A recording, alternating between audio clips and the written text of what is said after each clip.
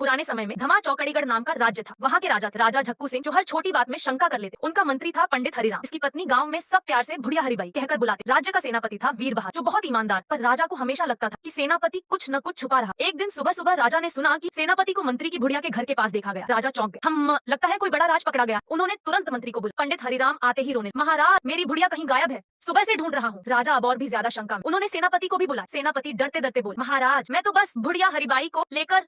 राजा उछल पड़ा, अरे बाप रे, कुछ गड़बड़। सेनापति बोले, नहीं महाराज सुनिए, मैं सिर्फ बुढ़िया हरिबाई को बाजार ले आया था क्योंकि मंत्री पंडित हरिराम की तबीयत खराब। मंत्री की आंखें चौड़ी, अरे तू मेरी बुढ़िया को क्यों ले गया था?